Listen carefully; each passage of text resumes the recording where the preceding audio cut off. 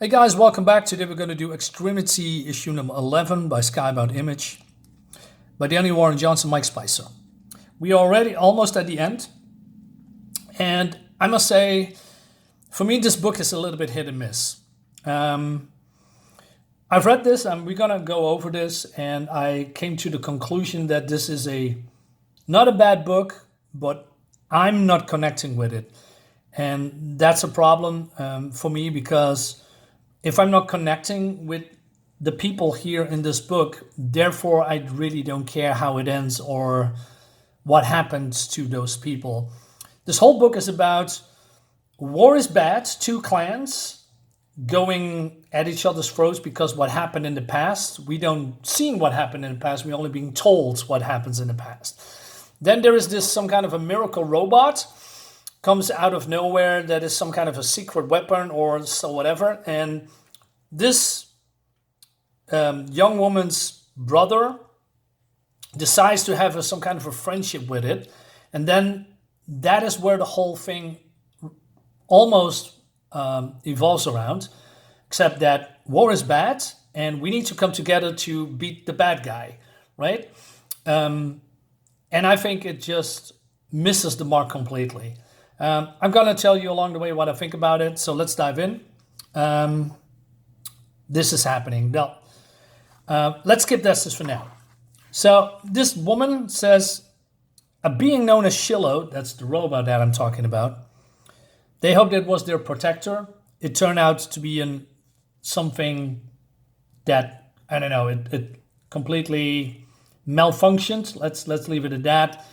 And now going on a rampage and just being, I don't know, the enemy. It reminds me of the story of the Watchmen from the comics, when the humanity has a common enemy so that they do not destroy themselves but focus on their common enemy, which was that alien at the end of the comic, not the movie, but the comic.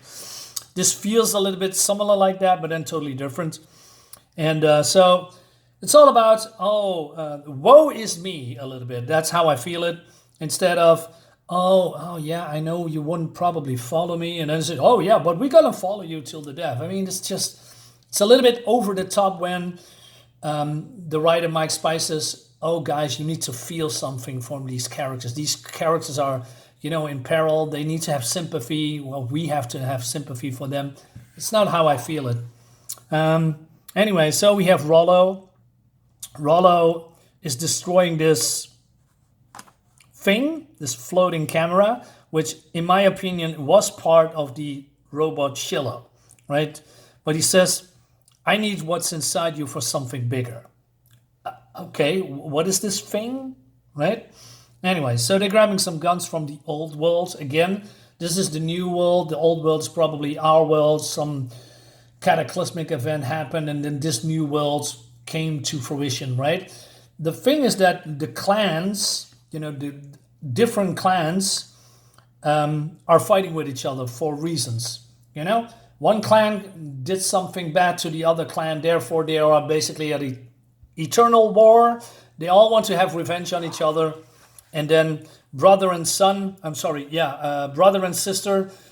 decided not to take part of the war, and they found another clan that also wants to go away from the war.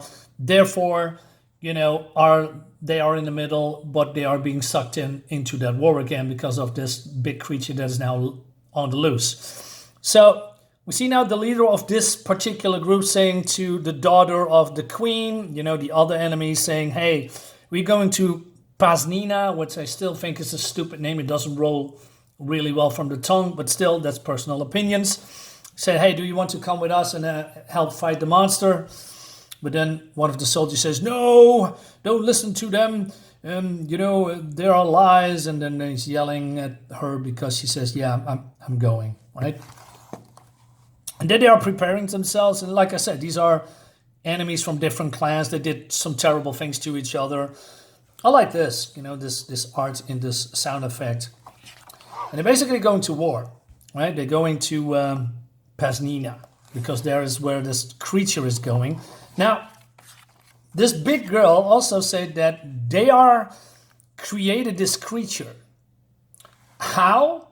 I don't know because we haven't seen it. We don't have any information about or a storyline that tells me that this creature, this big monster is, this thing is created by them for probably defensive purposes, I'm guessing, right? And that's the problem with this book I have. I think there's a lot of small breadcrumbs about what the story actually is, but it actually, in my opinion, goes nowhere. It wants to be everything, but the execution is very lacking. So this is the Kingdom of Pasninas. They are, I don't know, some kind of a defensive ring. They shoot at this creature, but then this creature eats some of the tanks and then basically use that tank to fire back. And I don't know what this land actually is. Is this some kind of a devastated land where a lot of barren land is, and they decided to, hey, this is a good idea to build a complete kingdom on top of that, and this is then the defensive ring? I'm not sure. So this creature comes in, destroying this kingdom, or I don't know, maybe it wants to eat people. It's not very clear what the purpose is, except that this is some kind of a doomsday device or weapon of mass destruction, I guess, for this particular enemy. And but the enemy, although there is no enemies and there is no good guys, apparently, cares for the kingdom. And then we have the other ones, we have the father of Rollo and Thea. He still wants to have revenge because of what happened to his wife, because of what they did. Like I said, eternal battle. And they are preparing for war, right? Because they're basically following this creature, and then, although they are probably in the minority, try to take advantage of the chaos. That's my guess. So, but yeah, of course, they are being met with resistance. And then, I don't know, this creature eating more technology and then birthing flying monsters with technology, which basically, yeah, it's cool. It's a nice thing. It's smart. But then Thea comes in, right, saving the day. And I said, why are you intervening? Why just, I don't know, let them kill each other for good? I mean, you want to have peace, and then you decided to join the battle, right? But they are, like I said, some kind of a pacifists group, somewhat, but they are still want to fight. Then they are now basically entering the war. And this group says, open fire on them all. Although there's also people from this woman's clan in this particular passive, is that how you say it? This outsider clan, right? So we have the two clans, with these markings, with the green marking and the brown marking on their eyes. And then we have these guys that say, hey, I don't want to be part of that anymore. You can see you have green, brown, green.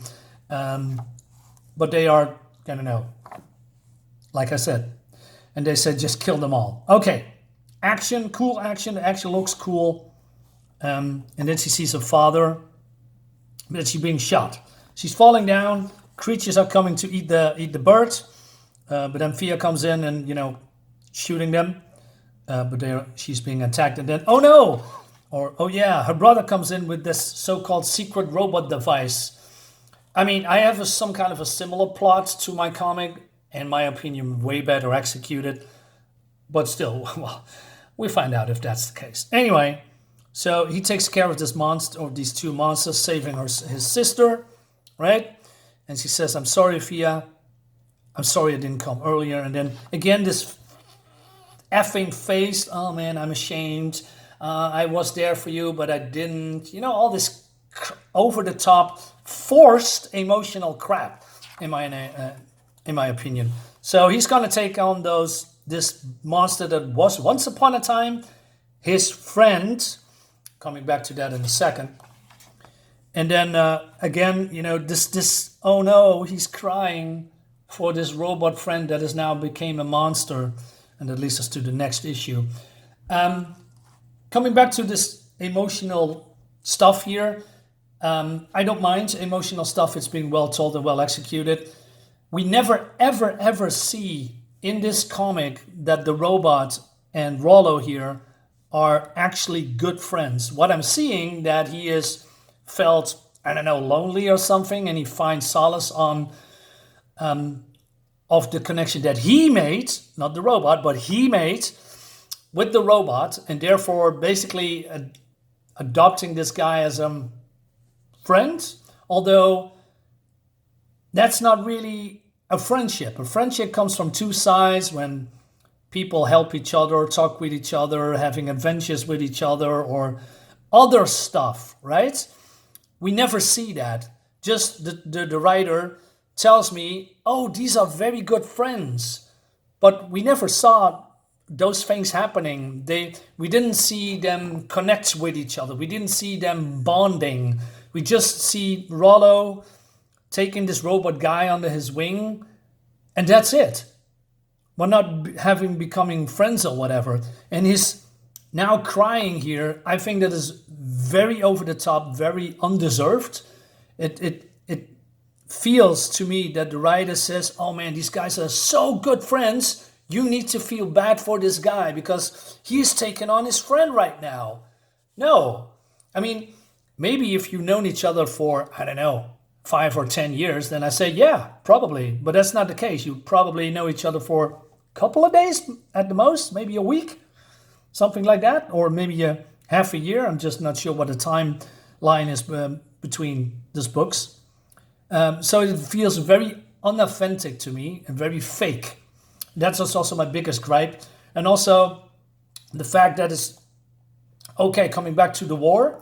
Yeah, war is bad, but now we have to come together to beat the bad guy. I think it's very simplistic, and this throwing the universal bad creature now in there at the very last moment feels forced, and there's only one issue left. So we need to resolve this,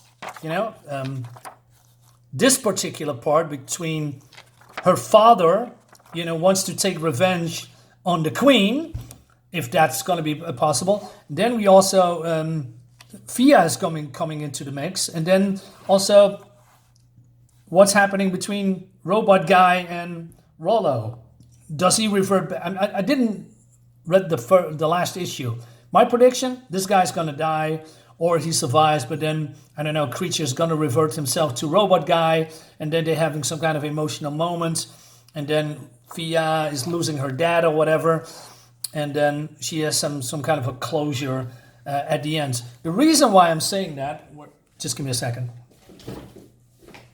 The reason that I'm saying that, because the last issue cover tells me that is the case. I could be totally wrong. Maybe this is closure that she is saying goodbye to her mom because there was a driving force, or this is her dad, or this is her brother, or this is both brother and dad. Who knows? But somebody's gonna die. That I'm pretty sure of, or I could be totally wrong. But I'm gonna read that particular book when we do the next review. So again, I think the complete book is a missed opportunity.